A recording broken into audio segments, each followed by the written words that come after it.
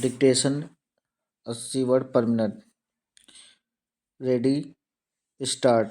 महोदया, पेयजल की समस्या की ओर लौटते हुए यह कहना चाहता हूँ कि देश में ऐसे अनेक गांव हैं जहां अभी तक पेयजल की सुविधा उपलब्ध नहीं है। हमारे ग्रामीण क्षेत्रों में सामान्यतः यह स्थिति है कि गांवों में नहर तो है, परंतु इसके पानी को पेयजल के रूप में ग्रामीणों को उपलब्ध नहीं कराया जाता है।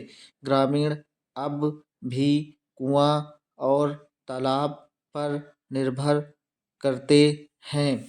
यह तरीका अच्छा नहीं है।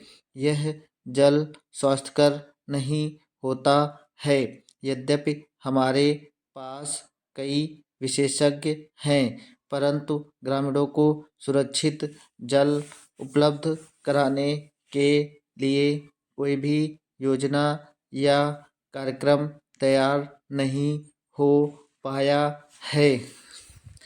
यह बहुत ही दुर्भाग्यपूर्ण बात है। प्रसिद्ध अभियंता डॉक्टर के.एल.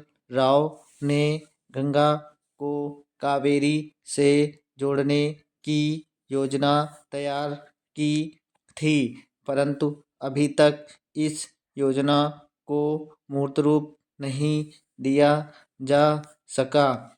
हम पैसों की बर्बादी वैसे ही करते रहे हैं जैसे चिड़िया के चुगने के लिए दाना फेंक देते हैं। के.एल. राव की योजना जैसी अच्छी योजनाओं के लिए हमारे पास पैसे उपलब्ध नहीं हो पाए हैं। राष्ट्रीय मोर्चा सरकार ने सत्ता में आने के लिए जनता से बड़े-बड़े वायदे किए हैं। सरकार को इतना तो ध्यान देना ही चाहिए कि अच्छी योजनाओं के कार्यान्वयन के लिए पर्याप्त धन उपलब्ध कराएं। उन्होंने वादा किया है कि कम समय में ही ग्रामीण क्षेत्रों में अत्यधिक परिवर्तन लाया जाएगा,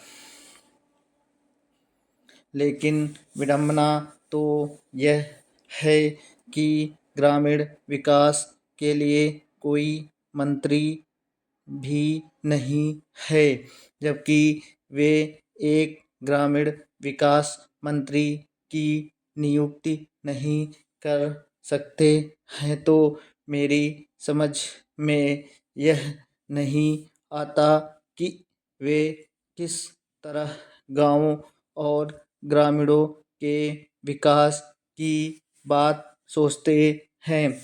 इससे मालूम होता है कि वे अपने चुनावी वायदों के प्रति कितने गंभीर हैं। यह बहुत दुख की बात है। हमें यह नहीं भूलना चाहिए कि गांव केवल कृषि का पर्याय नहीं है। ग्रामीण भी उतने ही महत्वपूर्ण हैं जितना कि कृषि। अतः गांवों का संपूर्ण विकास होना चाहिए। एक सैनिक देश की रक्षा करता है और किसान उन्हें भोजन देता है।